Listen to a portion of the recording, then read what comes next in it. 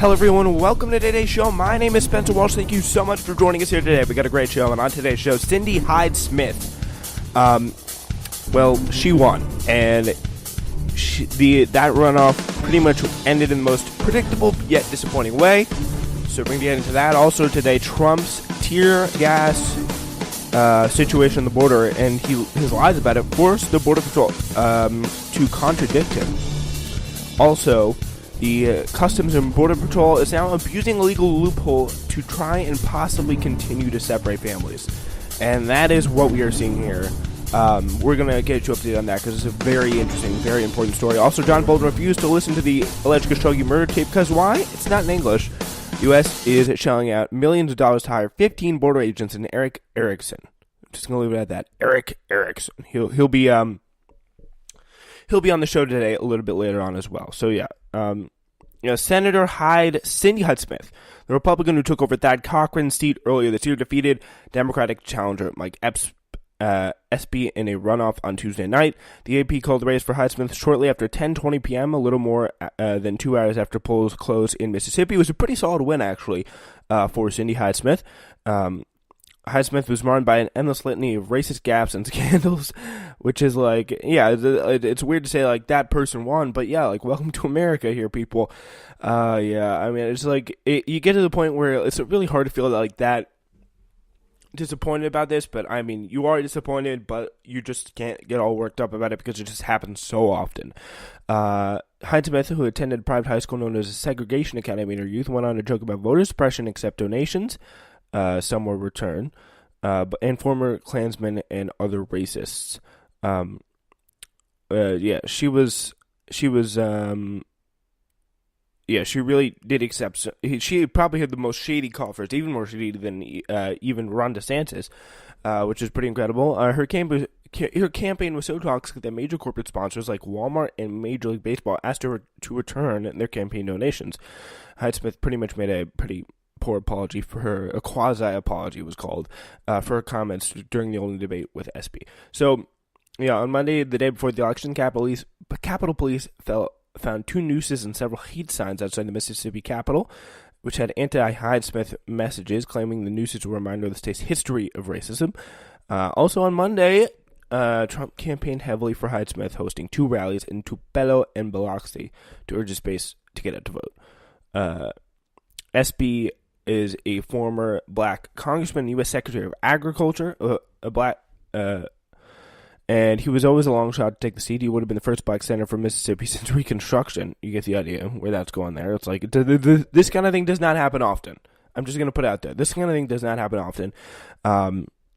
And yeah, both Republican and Democratic operatives thought the race tightened after Hyde Smith repeated racist blunders. It wasn't to be, however, and her victory means the Republicans will have 53 seats to 47 in the Democratic caucus to start the next Congress. So yeah, it's gonna be tough to deal with. But wait till 2020. Things are gonna get very different for 2020. The map obviously is a lot easier, and it was gonna be kind of hard for them to pick up seats like that in this kind of map. And the problem is, like, Mississippi is an incredibly red state. Like, that's just the reality of the situation. I was not like, I'm just making excuses, but it's more likely you think that you would have won. It would have been nicer for him to win after you have someone who says that. But again, you get the sense, though, Mississippi is not a normal state. All right, we're going to move on now to President Trump and Trump's deranged lies about the Border Patrol assault force down south. So yeah, under President Trump and Secretary Kirstjen Nielsen, the Department of Homeland Security rarely misses an opportunity to stoke fear of migrants coming to the United States. Like, they whenever they can, it's always like, these are dangerous criminals, all that. You live through it just as much as I have. But after a Border Patrol attack following the protests in Tijuana, I'm sure that you heard about it, when people, like, they literally gassed migrant kids with tear gas. Just annoying to think about. Just angering to think about so much. Customs and Border Patrol was forced to release a statement that directly contradict the president's wild lying about what happened. So yeah, first we're gonna look at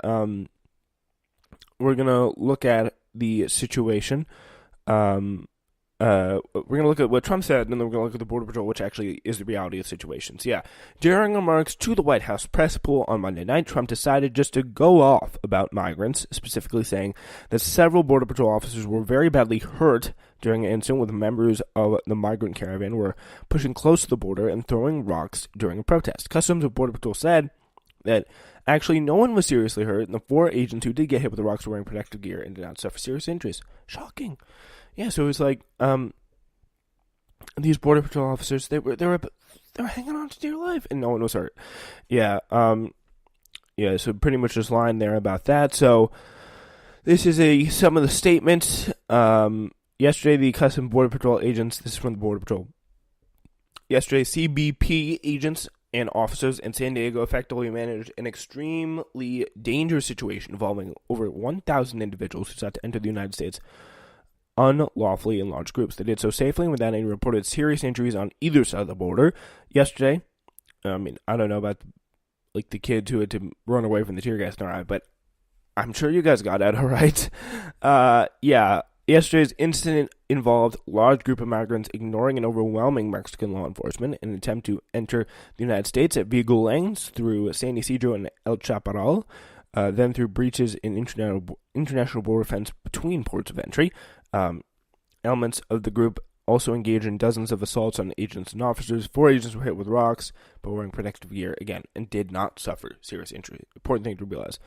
So then Bloomberg reporter Toulouse Olorunipa pointed out the discrepancy, and reporting further on this from Splinter, which is it's just a very interesting situation. Like the fact that it shows you, like when you have Donald Trump and the Border Patrol, they have the same exact type of viewpoint on immigrants, and when you get to the point, it's just like you get that worked up about immigrants, where you're just like, okay, you're lying so much that the Border Patrol can't cover your ass on it. It just shows you that we're at a whole new level, obviously. So yeah, it's worth noting here that even the Border Patrol, as the statement I just read to you, had a lot of crazy stuff in it, though.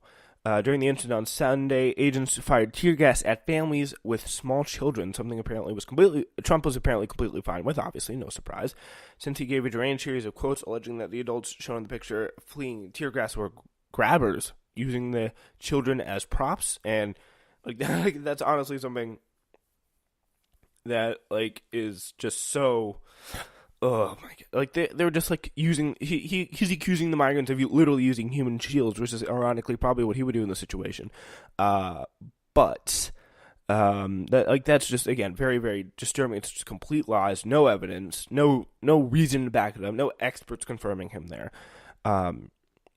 It's just, again, meant to smear them and portray them as bad and evil people, which is just very disturbing. So a reporter tweeting out saying, I asked President Trump how he felt seeing images of women and children running from tear gas. Do I say, why are they there? Why is a parent running up to an area where they know tear gas is forming and is going to be formed, and they're running up with the child? What? No, they're already, they're going. There was no reason why. There was no reason for them to expect that the U.S. Customs and Border Patrol would use an illegal gas on them. They just wanted to get in the border, and they were sick and tired of waiting for weeks on weeks on weeks for this kind of thing, which is a little understandable. I mean, not advisable. Again, not the most comforting, not the safest situation, not the best idea. But still, you get to a point where you just can't take it anymore, and you protest the policy. A few elements of the people inside the border or in the protest get angry enough they want to throw something, then everyone gets tear gassed. That's the unfair nature of the situation. Well, first of all, the tear gas is a very minor form of the tear gas itself. Yep. That's right. It's very safe, but you really say, why is a parent love that tear gas? Very safe. Into an area where they know the tear gas is forming and it's going to be formed, and they're running up with a child. That's all I'm going to say on that. It's just a big sigh. All right, now we're going to go to a little bit more of an urgent report here. in June, the Trump administration claimed that it was stepping back from its previous zero-tolerance policy on illegal immigration, which automatically separated any migrants caught crossing the border outside a designated point of entry from their children. But according to a new report by ProPublica, migrant families are still being torn apart as the border officials continue to use separation as a deterrent policy by exploiting a loophole in a later legal decision.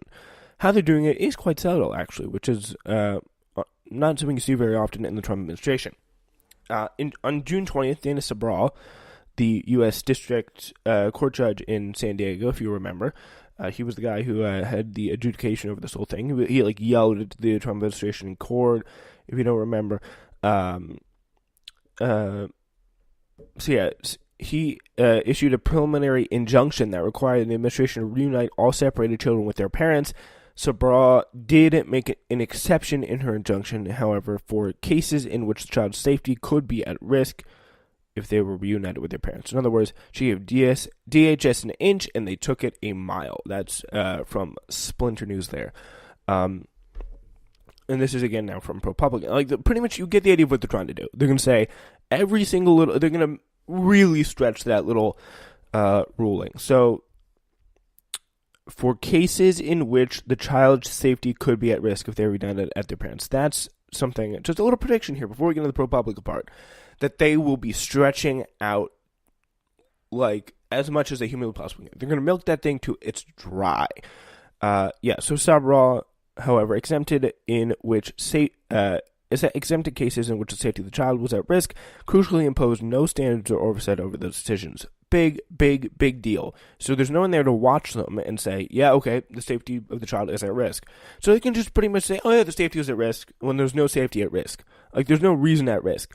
Like they're looking for a bare excuse to do it. And this is actually, I don't know, I should shut down the story sooner now that I fully explored here, because this is not good. Not good at all. As a result, attorneys say immigration officials, taking their cues from administration that has made it clear it still believes family separation are an effective deterrent, are using whatever justification they can find, with or without substantiation, to deem immigrant parents unfit or unsafe. So, yeah, the parents of kids, they flee unimaginable violence. Something that most people here would not last weeks in. And they say, you know what? This parent that guided you across the border, they're not safe, and we're going to separate them. We're going to separate each other. And we don't know how much they're doing it. And that's, again, very, very disturbing. Very, very disturbing. We just don't know how much that's going to happen. So, if the authorities have even the most specious evidence that a parent was a gang member, or they had some kind of blemish on their record, Neha Desai, a senior attorney from the National Center for Youth Law, anything they can come up with to say that their separation is for the health and welfare of the child, then they'll separate them. And we don't know.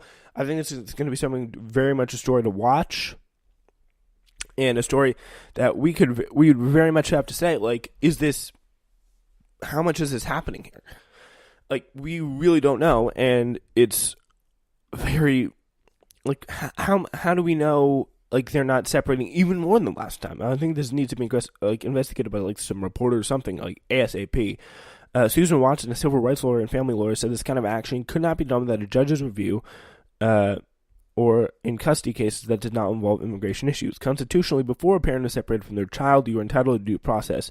Some decision in a dark corner by the Border Patrol doesn't meet that standard. So that's good. There is definitely a legal civil rights attack on this, which is, again, not surprising that they're doing something that probably violates civil rights. And yeah, the dark corner of the Border Patrol, that's definitely true. That does not meet that standard. I wholeheartedly agree with that statement there from Susan Watson. So yeah, obviously, the administration here is something that you cannot trust. Like, they've lied on this issue again and again, but it's still, again, shocking to see ProPublica's evidence that they're pretty much going out on a limb to abuse the only exception, Sabral's injunction they can find. Like,